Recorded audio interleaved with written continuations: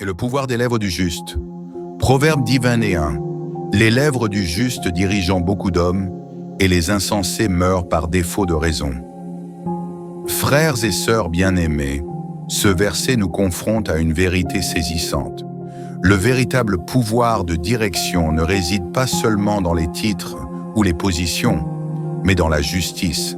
Nous voyons des hommes et des femmes diriger des pays, des empires financiers et de grandes infrastructures. La question à poser est, dirigeant-ils parce qu'ils sont justes? Souvent, malgré la présence d'un dirigeant, nous observons le désordre, la corruption, le vol, la destruction. Cela démontre que le simple fait d'avoir une tête dirigeante ne suffit pas si ceux qui suivent agissent comme bon leur semble. Le proverbe nous invite à regarder au-delà de l'autorité humaine et à nous demander qui est donc ce juste qui dirige vraiment les hommes?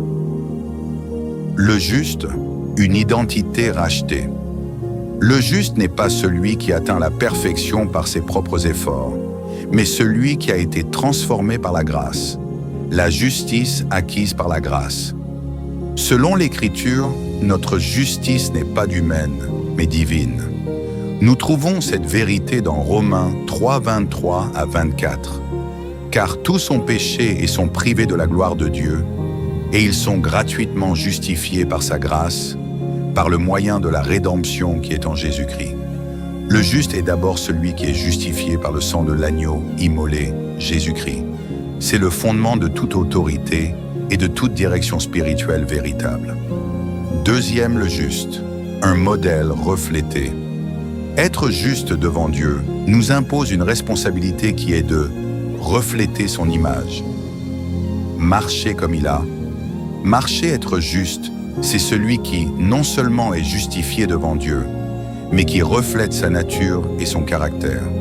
Comme nous le rappelle 1 Jean 2:6, celui qui dit qu'il demeure en lui doit marcher aussi comme il a marché lui-même. Jésus, l'exemple parfait. Jésus-Christ est l'exemple du juste parfait.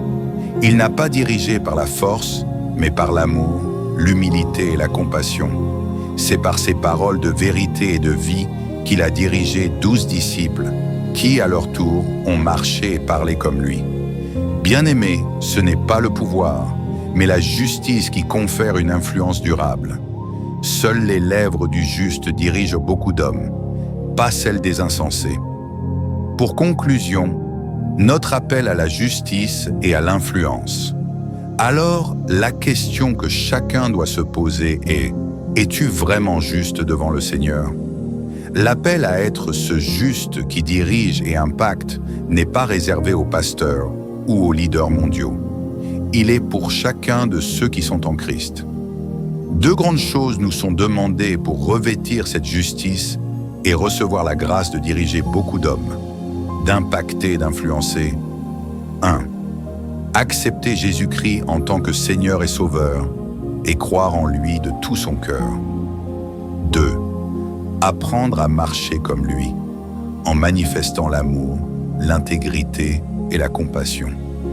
Prions ensemble, Seigneur Jésus-Christ. Nous te demandons ton aide pour être juste comme tu l'as été sur cette terre et devant Dieu. Que ton sang nous purifie continuellement et que ton esprit nous donne la force de marcher comme tu as marché.